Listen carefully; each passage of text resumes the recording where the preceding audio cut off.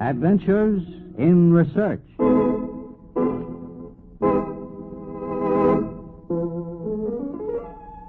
A great philosopher died in the year 1292. No one marked the day of his passing.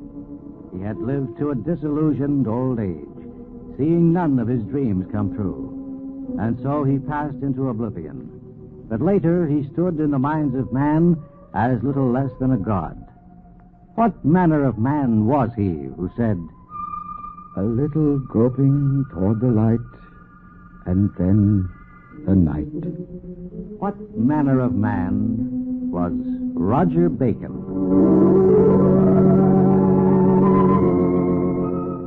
This is Paul Shannon bringing you another transcribed story of science, produced as a public service in cooperation with the Westinghouse Research Laboratories.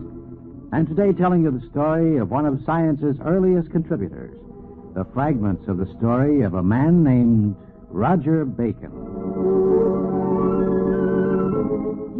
Yes, here's the tablet. Right here, all right. Now, this is the site where he lived. It says... Oh, I can barely make it out.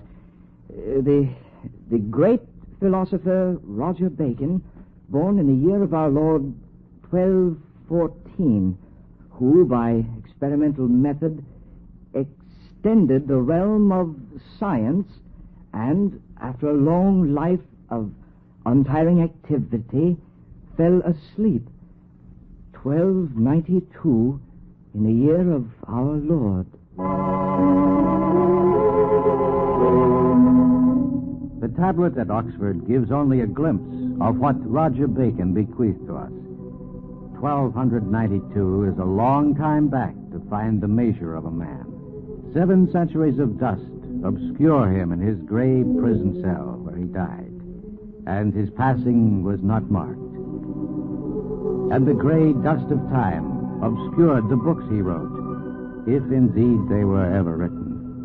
Then from out the ashes of forgotten fame sprung a legend. The centuries changed and dissolved.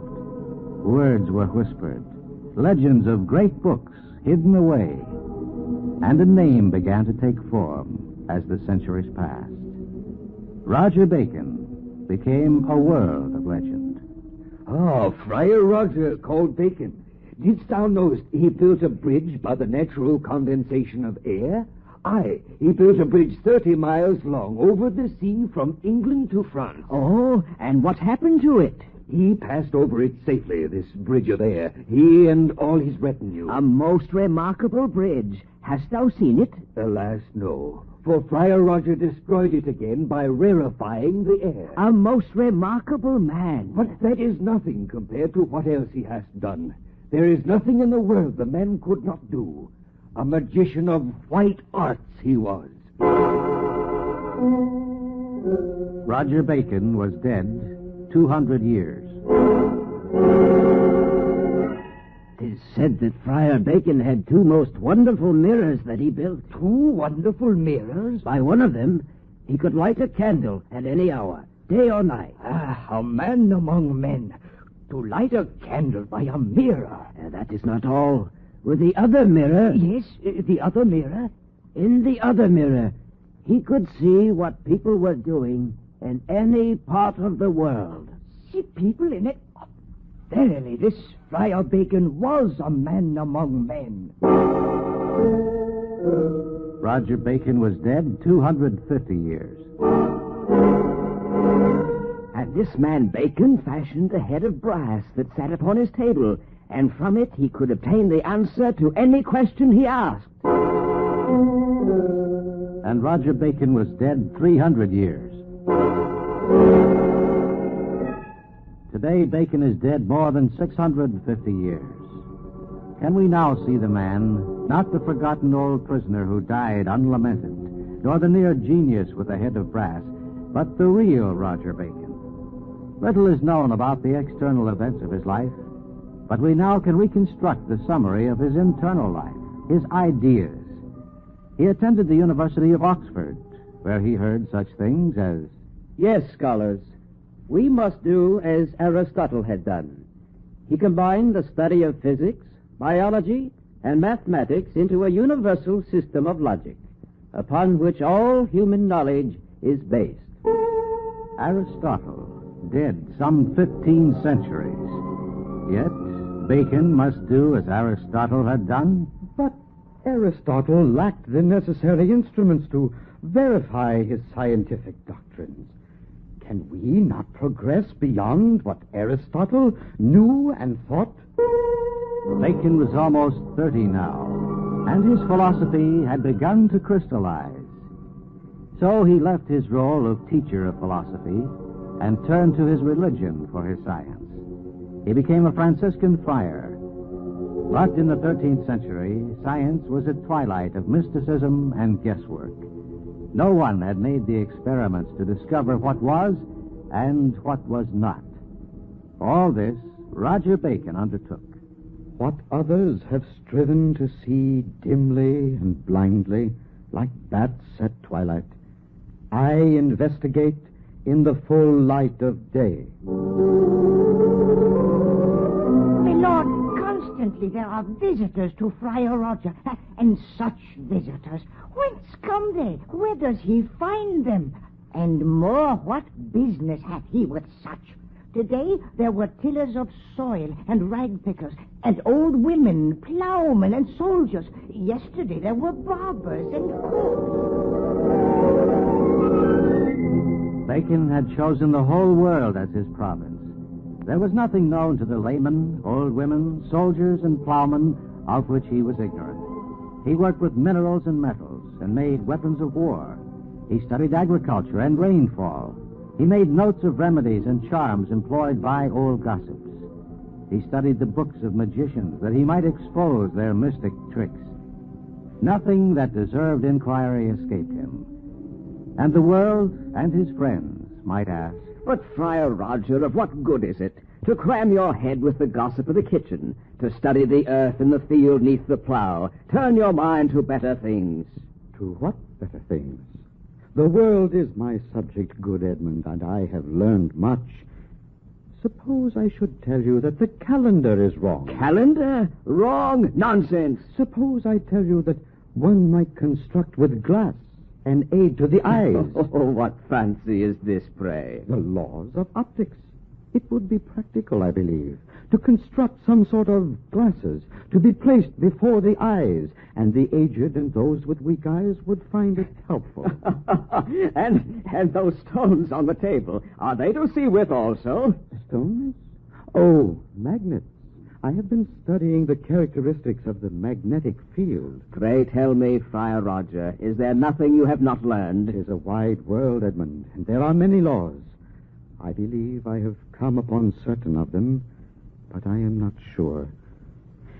It is senseless to speak. No more senseless than what I have already heard. I believe I have come upon certain laws whereby a child might appear to be a giant and a man as a mountain. Thus a small army might appear very large, and thus we could cause the sun and the moon and stars in appearance to descend here below. Cease! You speak blasphemy, or are you bereft of your senses? I will list to no more. The moon descending, a man appearing as a mountain. What is this? What is this? What it was, of course, was the telescope. Friar Roger hadn't discovered it, but he had come tantalizingly close, and he came even closer to other discoveries. In his manuscripts, there is a strange cipher, a secret message, a discovery he guarded carefully. So carefully, he could not trust it in print. A momentous thing to indeed be so protected. The coded message has been deciphered and read at last. And the peculiar note by Bacon read, I have produced an explosion that outroared the thunder, and a flash that exceeded the brilliance of lightning. What Bacon had discovered was gunpowder. But the 13th century was not ready for such knowledge, nor prepared for such a man. So Roger Bacon was put into prison, a dark little cell that was to be his home for 14 years. But with his parchment and quill, Bacon continued his study. His spirit would not be quenched. And after his daily diet of bread and water, he would write. As for wealth, the true man of science neither receives it nor seeks it. If he frequented kings and princes, he would easily find those who would bestow on him honors and wealth. But that would hinder him from pursuing the great experiments in which he delights. In his pursuit of knowledge, the philosopher can remove even the walls of his cell and stretch them to the outermost limits of the world. Yet perhaps all was not lost. Perhaps some men of the 13th century would listen. The Pope wrote to Bacon. I request that you declare through your writing what remedies seem to you fitting for dealing with these matters. Here at last, an attentive ear to what Bacon had learned. He wrote his manuscript and entrusted it to a friend. But the road to Rome was long and hard. The Pope died within a year. The manuscript never reached him. There were wars and great battles, and the manuscript fell into oblivion, not to be seen again until 1733, 450 years after it had been written. Yet we cannot say, poor Roger Bacon, as did his few friends who visited him in his lowly cell. Do not waste pity on me. The real prisoners of life are not those like unto me, whose bodies are locked behind bars of iron, but those whose minds are chained. I pity the jailers. May God release them from the shackles of their ignorance. He busied himself with his pen, writing his notes in code, ciphers of gunpowder and poison gas. And as the light began to fail, he gathered his friends and pupils around him in the dark gray of the prison room and spoke to them. And his eyes grew luminous, and his voice took on dreamlike intensity.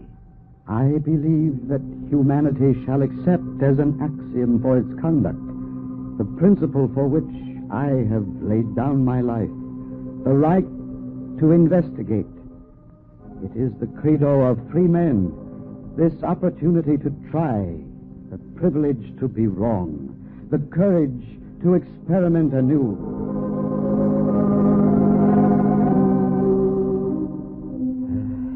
It is the end of the quest. I am not yet 80.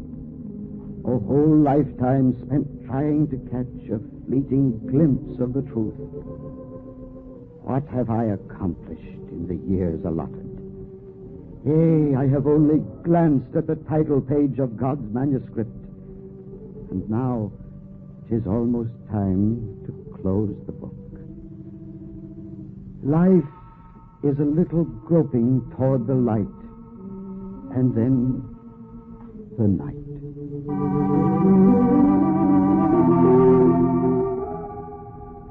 Such was Roger Bacon, the first modern man of science. He did not cause a great stir in his own world. His ideas were not accepted. He lived to a disillusioned old age. He failed to see any of his dreams come true. And when he died, no one noted the day of his passing. Yet he left a heritage for you, for me, for all mankind that followed him. His was indeed a monumental adventure in research. And that's today's Adventures in Research, produced in cooperation with the Westinghouse Research Laboratories. These programs are broadcast to Armed Forces personnel overseas through the facilities of the Armed Forces Radio Service. Join us again next week for another transcribed story of science on Adventures in Research.